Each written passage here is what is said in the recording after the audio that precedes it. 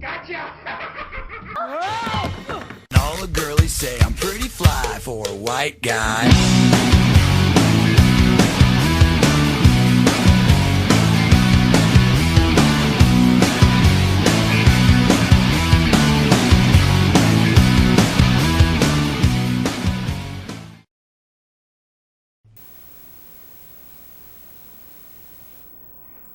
It's finally that time.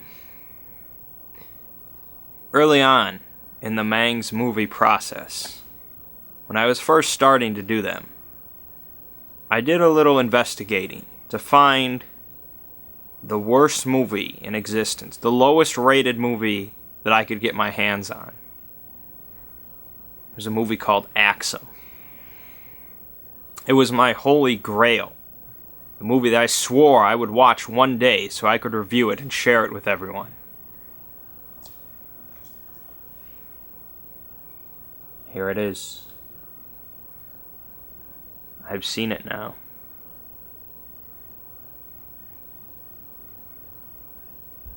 This movie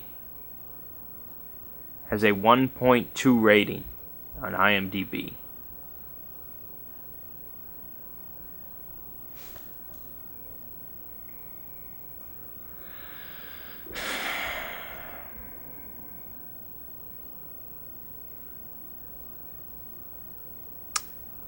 It was not worth the wait.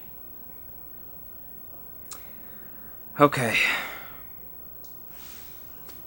So, you're asking, is it the worst movie I've ever seen? I mean, Mangg, you just watched The Tomb. You said that was the worst movie ever.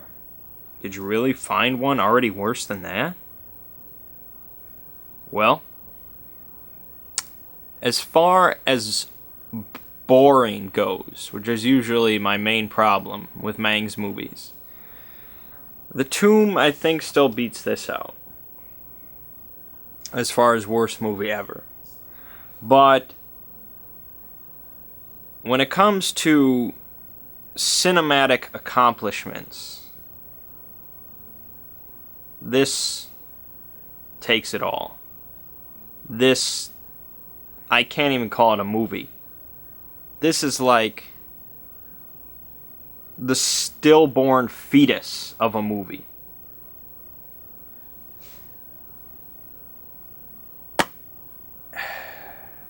Like, even the DVD case that I got is just covered in shit. Look at this. Look at it. Look at it. Look at down here. You see that? That's how it came to me. Somebody stuck this up their ass because they would rather have a DVD case up their anus than watch this. Or at least that's what the guy told me. Okay. So, in 1992, a young man going to a Boston University, I believe, named Michael Mafume, got some of his friends together, and they made the ultimate shitpocalypse of a film. It was originally titled The Weekend It Lives, and it aired, I believe, at only one theater once. And then it faded into obscurity for 10 years before it was somehow, for some reason, dug up again, retitled, and released on DVD. No. I think, this is my theory, and some people may have a problem with this, I think it was actually Satan that did it. It had to be. Because nobody else would do that. Nobody else would do that.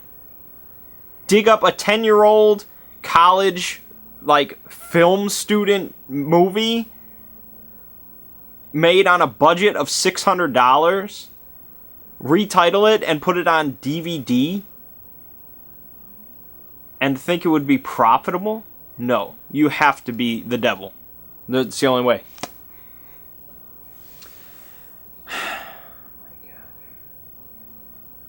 Okay, so keep in mind this movie was made in 1992. It doesn't excuse it, but keep that in mind. So what's the plot? What is the plot of Axum? I can tell you it doesn't involve much axing. Surprisingly. Okay, well, as soon as you click play, as soon as, boom, play, you get right into it. Like half a second, and boom, there is some text. White text on black background explaining the backstory. Look at it. Just look at that. Just read these words and contemplate the type of person that would have to sit at a keyboard and type them in.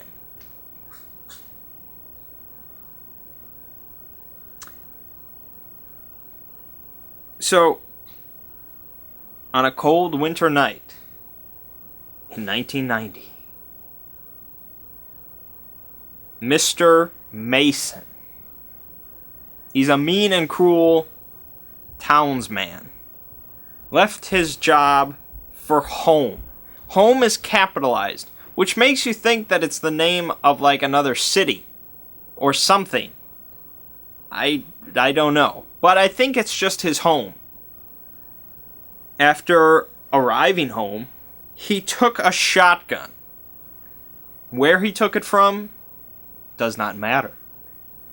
He took it and he killed his wife and kids. Why? It does not matter. Then is Mean Man killed himself. That would be enough of a plot right there for the whole movie. You would understand everything going on just the same. But Michael Mifune wants you to continue. He wants you to have more backstory so you can better understand the character's plight. When the police arrived, because the police had to arrive, they had to come. It makes sense, right? You know, it's a cold winter night, sure. They had to get there. They only found the bodies of the wife, the daughter, and his younger son. Presumably, they also found his body, but that's not mentioned. So you're expected to just kind of fill that blank in yourself. Maybe he wasn't found, I don't know. But what else was not found was the body of his mentally Roman numeral 3 son, Harry. Why you're given a name for the mentally ill son and not the others, it does not matter. But he was never found. So, legend has it, he will return in 13 years to revenge his family deaths. Let's think about this now. Let's think about this last big plot point that was just smashed onto us. Legend has it. Why would there ever be a legend about that? Why would that be a thing? Well, who is sitting around discussing this and being like, they never found the mentally Roman numeral 3 son. They never found his body. I bet my bottom dollar that in 13 years he's going to come back for revenge on his dead father who committed suicide. I don't know what he's going to do to avenge. Revenge his family deaths. I don't know why he's not going to do it next year or the year after. But 13 years from now, it's going to happen. He's going to kill that dead son of a bitch. Okay, so we have our plot. So, let's get to the bulk of the movie. The bulk of the movie is black people. I'm telling you, Joe, this weekend gonna be nice than a motherfucker. I don't mean that to be offensive. I really don't. I'm just stating exactly the best way to sum it up. It's black people. Look, check it out. Someone else might have I want you to come down with us, man. Well, I have to go, but you know I have to work this weekend. Just see if you can get off. All right, I'll ask. They do kind of black people things. And again, I'm not hating. I'm not judging. I'm just saying that's what they do. So there's dancing. Those out for brothers wrong. Heaven sake, we are the granddaddies making no mistakes. We are the first, and we're never late. From us, all others originate. So, listen. There's probably some singing. There's some MCing, I guess you would call it. Other people would call it telling your mama jokes. Your mama's so fat, she jumped in the air and got stuck. Oh, but hold up though. That's why your mama's so fat, every time she turn around, she get lost.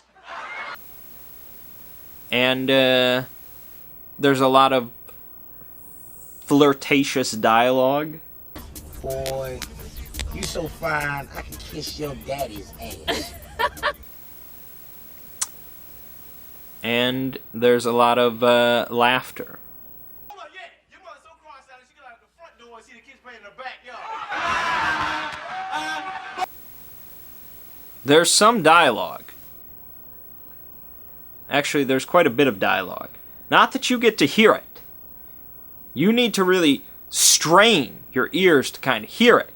Because Michael Mafume doesn't want you kind of just like sitting around kind of chatting with your friends and still hearing the movie. You need to pay attention if you're watching Michael Mafume's movie, okay?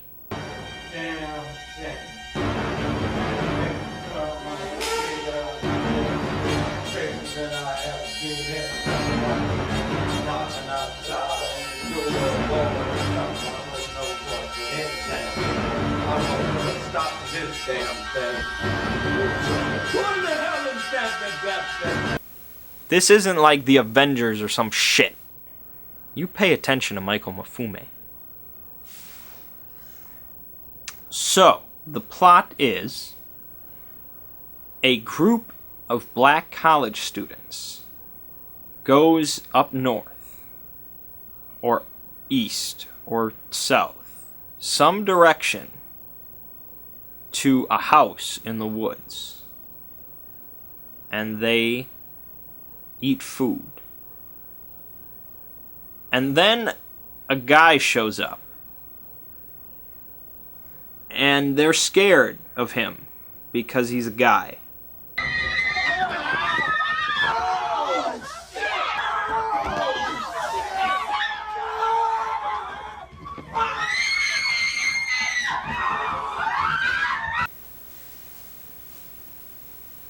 We presume, now I'm taking a leap here.